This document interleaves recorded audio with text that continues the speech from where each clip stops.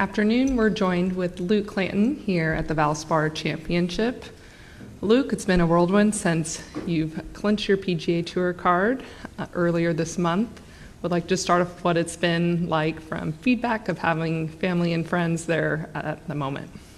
Yeah, it's been a lot for sure, but it's been incredible. Mom and dad still can't really even imagine it yet, and neither can I. And we've just kind of been running around with our heads loose, basically, just trying to figure it out, and to kind of get it done, and finally say that I got my card's pretty cool. So it's it's just been incredible to see the support from the outsiders and everyone in the family. It's been amazing.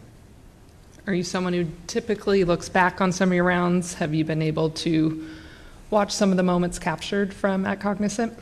Yeah, I think they had a little highlight reel for my Friday round, which we watched a couple of times, and it's just to kind of see that stretch of golf that I had through that front nine was really cool. It was we weren't really thinking about much except making birdies and trying to make a move on the leaderboard, and to kind of realize what happened and realize what I did was pretty amazing. You've been staying busy, just had your 6th collegiate win. Yeah. How did that go, and how's it to be back with the team? Yeah, it was great. We went out there with one goal, and that was to win as a team, and we did, and it was awesome. We have great guys on this team right now, and it's we are a national championship contender for sure, and we go out and we do what we need to do. I think we'll have a great chance, and this spring has been pretty nice to us as a team, and hopefully we can go out and keep competing.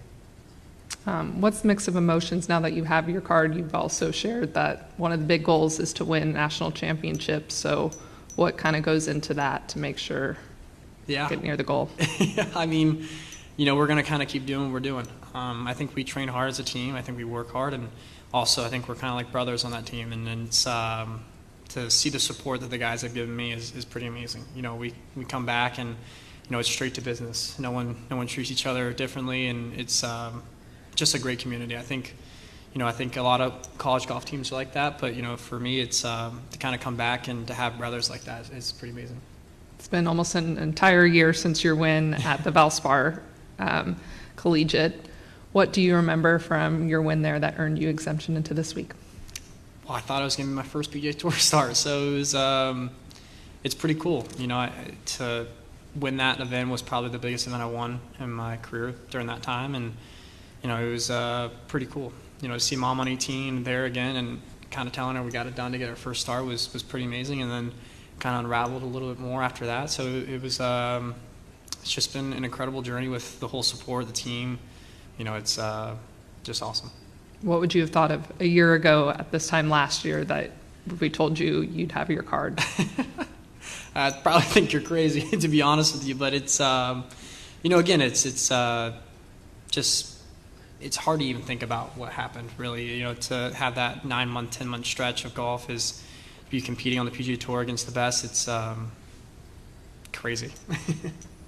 I'll probably have a few more, but we'll get a microphone. I think Kevin has one. Go ahead, Kevin.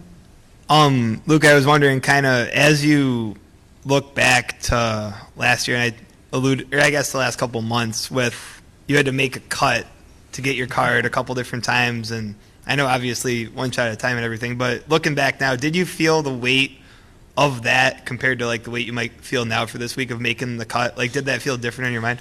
For sure. I never really talked about it. I try to keep it, very low and for my own sake as well. But, again, it was a lot of pressure. Teeing it up at Waste and teeing up at Cognizant, it was all I really heard of from everybody. But, again, the support was amazing. Everyone wanted me to do it, which was really cool. And, to kind of get that weight off my shoulders was it's pretty nice. And then are you still planning to play the Valspar Collegiate this year? Yeah, I am. I drive over Sunday night and play 36 on Monday. How long of a drive is that?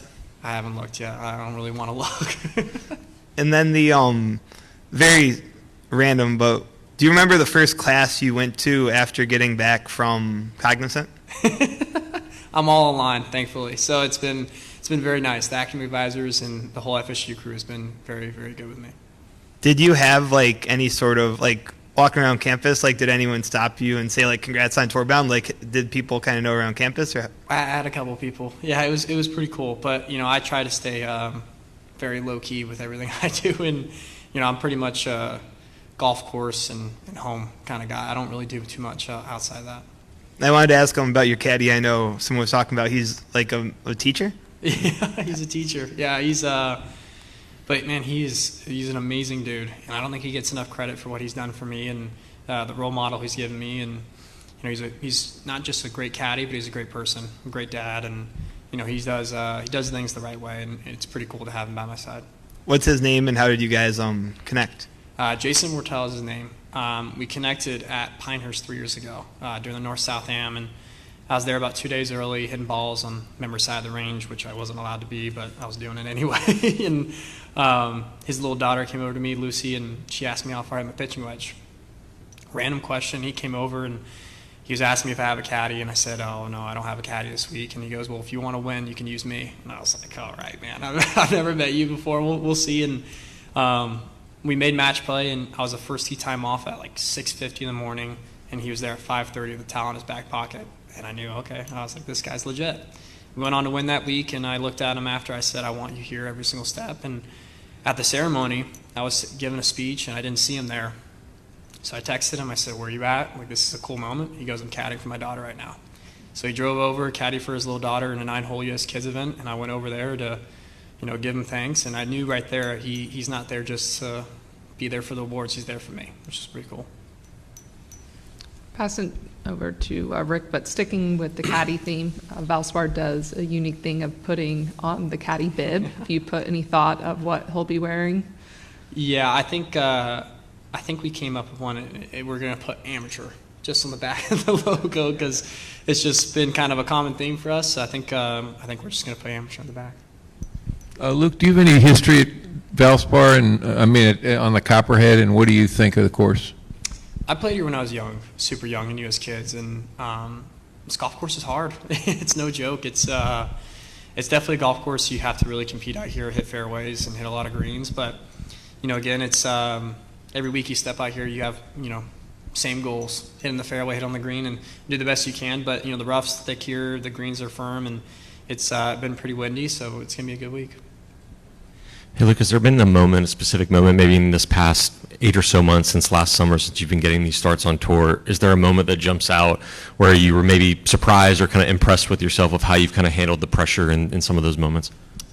Yeah, probably RSM was pretty cool. It was funny enough, actually, my college best friend was caddying for me that week. Jason couldn't make it, and we were coming down the stretch, and I think I was like one back or whatever, and we got it tied for the lead on 17 tee box. And I remember looking over at my best friend, and he was shaking, and I was laughing, and it was just so cool to be on 18 and have that feeling of being able to win a PGA Tour event is something that I think everyone looks forward to. So it was cool to kind of be in that moment and actually handle it pretty well. I did hook an 8-iron into that bunker on the left side, but other than that, it was a fantastic week. So I think to kind of see that and grow from that was pretty cool.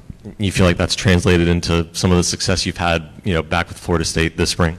Yeah, no doubt, for sure. I think I'm able to handle the pressure a little bit more than I used to. Kind of being in that moment a little bit more and feeling those nerves coming down the stretch was a lot.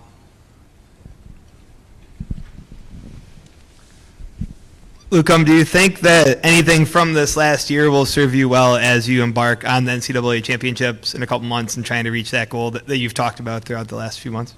Yeah, again, we've as a team, we've just prepared really well this spring, and the fall we didn't have the best season, but we knew that we were gonna keep grinding, keep doing what we're doing, and we had Gray Albert win the Jones Cup, we had Tyler Weaver win Cabo Collegiate Invitational, we had a lot of guys playing well, and it's awesome to see. But again, we know what it takes.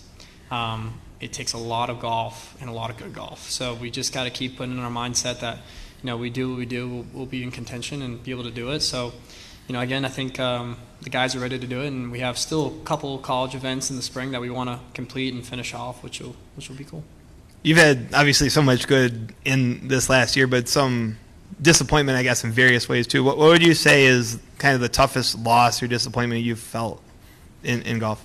I think obviously probably the waste for sure. But I wouldn't call it a loss. I just call it learning again. I think I was playing pretty bad for that first 27 holes, and then that back nine we knew we had to make 5 birdies coming in, and to have the chance to make the cut on 18 was pretty cool. I think I really wouldn't call it losing or failure. I would call it learning as much as I can, and again, every single week you step out here, it's learning. So for me, it's always counted as a rookie season without a rookie season, which is pretty cool, and I'm excited to keep going.